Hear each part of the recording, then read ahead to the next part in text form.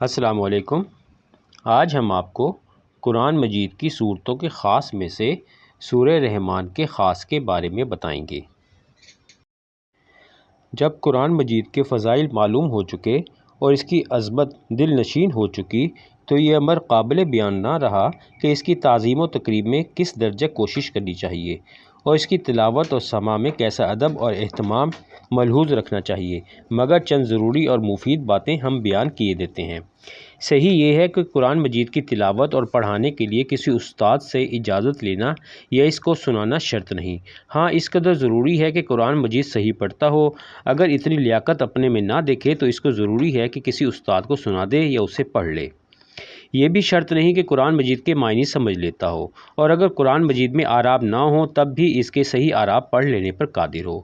صحیح یہ ہے کہ قرآن مجید کی تلاوت کی نعمت صرف انسان کو دی گئی ہے، شیاطین وغیرہ اس کی تلاوت پر قادر نہیں، بلکہ فرشتوں کو بھی یہ نعمت نصیب نہیں ہوئی، وہ بھی اس آرزو میں رہتے ہیں کہ کوئی انسان تلاوت کرے اور وہ سنے۔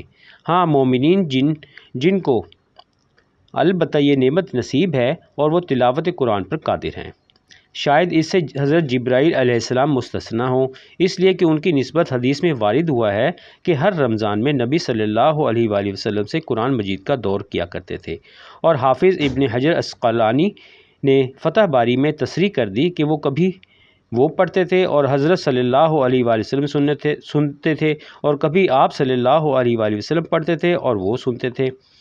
بہتر یہ ہے کہ قبلہ رو ہو کر با طہارت نہایت ادب سے کسی پاکیزہ مقام پر بیٹھ کر قرآن مجید پڑھا جائے۔ سب سے بہتر اس کام کے لیے مسجد ہے۔ جو لوگ ہر وقت یا اکثر اوقات اس کی تلاوت میں مشغول رہنا چاہیں ان کے لیے ہر حال میں قرآن مجید پڑھنا بہتر ہے، لیٹے ہوں یا بیٹھے، باوضو ہوں یا بے وضو، ہاں جنابت کی حالت میں البتہ نہ چاہیے۔ قرآن مجید کی تلاوت میں خاص وقت مقرر کر لینا بھی درست ہے۔ اکثر صحابہ رضی اللہ تعالیٰ عنہ فجر کی نماز کے بعد قرآن مجید پڑھا کرتے تھے، وقت مقرر کر لینے میں ناغہ بھی نہیں ہوتا۔ مسنون ہے کہ پڑھنے والا شروع کرنے سے پہلے اعوذ باللہ من الشیطان الرجیم بسم اللہ الرحمن الرحیم پڑھ لے، اور اگر پڑھنے کے درمیان میں کوئی دنیاوی کلام کرے تو اس کے بعد پھر اس کا ادا چاہیے۔ قرآن مجید کی تلاوت مصحف میں دیکھ کر زیادہ ثواب رکھتی ہے بنسبت زبانی پڑھنے کے، اس لیے کہ وہاں دو عبادتیں ہوتی ہیں، ایک تلاوت، دوسرے مصحف شریف کی زیارت۔ قرآن مجید پڑھنے کی حالت میں کوئی کلام کرنا یا کسی ایسے کام میں مصروف ہونا جو دل کو دوسری طرف متوجہ کر دے مکروہ ہے۔ قرآن مجید پڑھتے وقت اپنے کو ہمتاً اسی طرف متوجہ کر دے، نہ یہ کہ زبان سے الفاظ جاری ہوں اور دل میں ادھر ادھر کے خیالات۔ قرآن مجید کی ہر سورت کے شروع میں بسم اللہ کہہ لینا مستحب ہے، مگر سورہ برات کے شروع میں بسم اللہ نہ پڑھنا چاہیے۔ بہتر یہ ہے کہ قرآن مجید کی صورتوں کو اسی ترتیب سے پڑھے جس ترتیب سے مصحف شریف میں لکھی ہیں۔ ہاں بچوں کے لیے آسانی کی غرض سے صورتوں کو خلاف ترتیب پڑھانا، جیسا کہ آج کل پارہ عما یتساءلون میں دستور ہے، بلا کراہت جائز ہے، اور آیتوں کو خلاف ترتیب پڑھنا بالاتفاق ممنوع ہے۔ قرآن مجید کی مختلف صورتوں کی آیتوں کے ایک ساتھ ملا کر پڑھنے کو علماء نے مکروہ لکھا ہے، اس وجہ سے کہ حضرت بلال رضی اللہ تعالیٰ عنہ کو آپ صلی اللہ علیہ وآلہ وسلم نے اس سے منع فرمایا تھا۔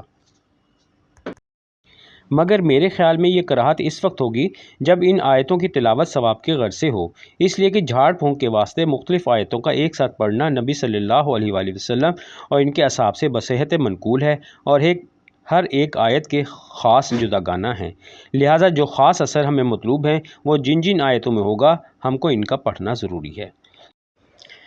آئیے اب ہم آپ کو سورہ رحمان کے خاص کے بارے میں بتاتے ہیں۔ حدیث شریف میں ہے کہ جو شخص سورہ رحمان کو پڑھتا ہے گویا وہ اللہ تعالیٰ کی تمام نعمتوں کا شکر کرتا ہے، اور درد چشم میں پڑھ کر دم کریں تو اللہ تعالیٰ شفا بخشے، اور مریض تحال پر دم کریں تو صحت ہو جائے، نقش اس کا واسطے حاجت براری کے لکھ کر گلے میں باندھیں تو یہ برکت اس صورت کے اس کی حاجت روا ہو جائے، اور اگر کوئی 11 مرتبہ پڑھے تو اپنے مطلب کو پہنچے، نقش یہ ہے۔